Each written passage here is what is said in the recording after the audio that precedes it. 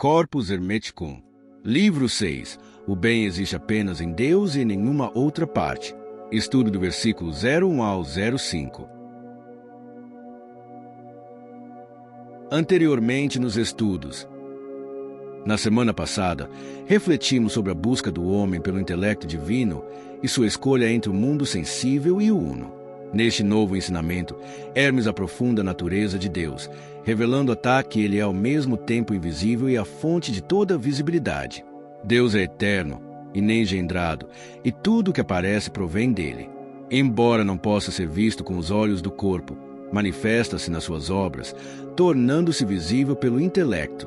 Hermes aponta que toda a ordem do cosmos, desde o movimento dos astros até a formação do ser humano, revela a presença de um Criador. Deus é o Pai invisível que tudo moldou e sustenta, cuja essência é criar continuamente. Ele é tudo e nada está fora dele. Por isso, tem todos os nomes e ao mesmo tempo nenhum. Não há tempo, espaço ou linguagem que o contenham. A ele pertencem todas as coisas, e mesmo o que não é, está nele. Louvar a Deus é reconhecer que tudo o que somos, fazemos, pensamos ele mesmo em ação no mundo. Estudo dessa semana.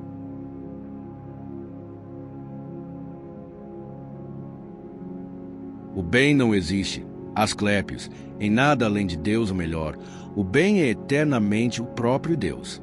Assim sendo, o bem deve ser a substância de onde procede todo movimento e toda geração. Não existe nenhum ser que seja desprovido dela e que possui, concentrada sobre si mesma, uma energia que mantém em repouso, sem deficiência e sem excesso, plena, soberana, poderosa, na origem de todas as coisas. Pois quando digo que este que tudo pode é bom, entendo que é absoluta e eternamente bom. Ora, esta qualidade não pertence a nenhum outro ser senão Deus.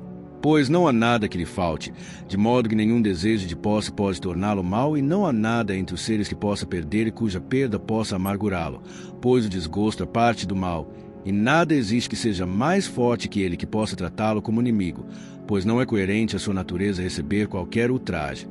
Nem nada que seja mais belo e possa inspirar-lhe amor, nem nada que lhe recuse obediência e contra quem tenha de se irritar, nem nada que possa ser mais sábio e despertar o seu ciúme.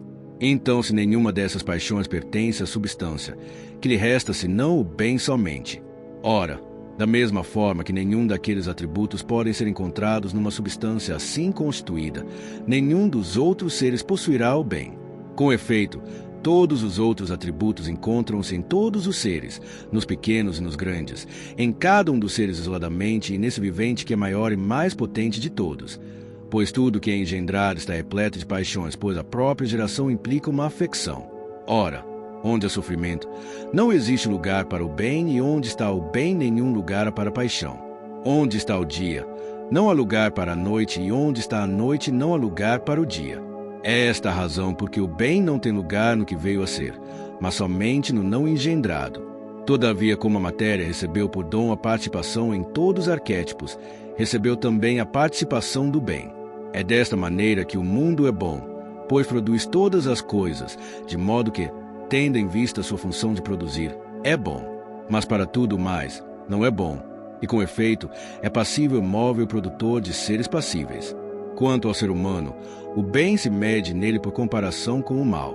Pois o mal que não é grande, é aqui embaixo o bem, e o bem daqui embaixo é a menor porção do mal. É impossível, portanto, que o bem daqui seja inteiramente desprovido de toda malícia.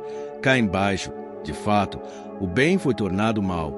Ora, tendo sido tornado mal, não pode permanecer sendo bom, e se não é bom, torna-se mal.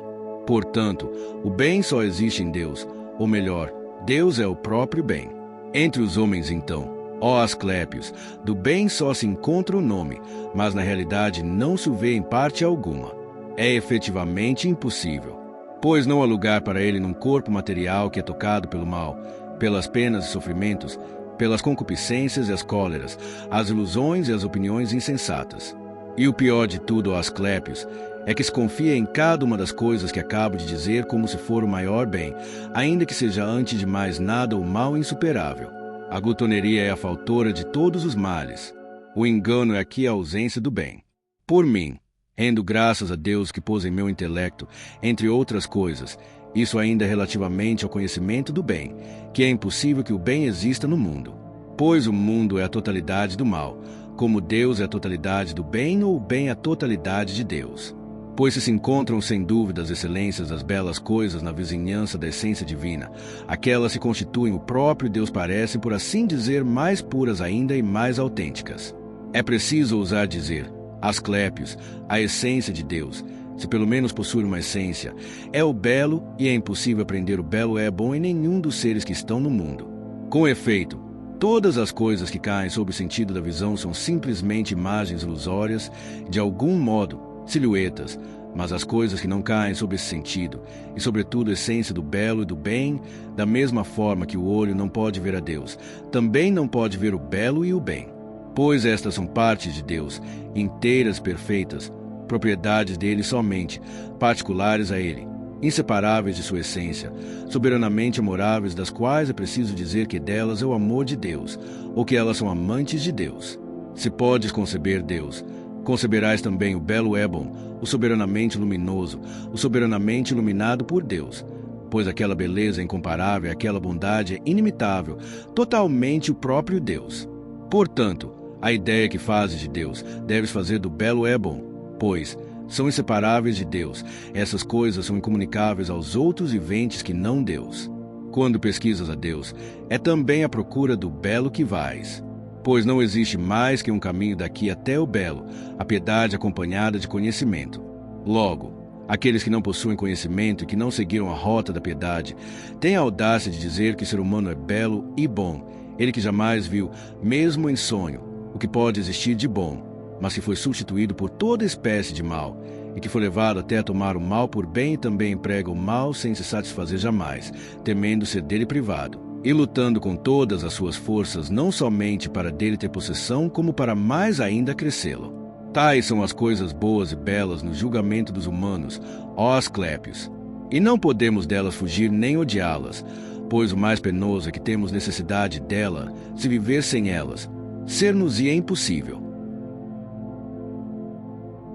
Toda semana publicamos trechos novos dos principais livros de hermetismo antigo.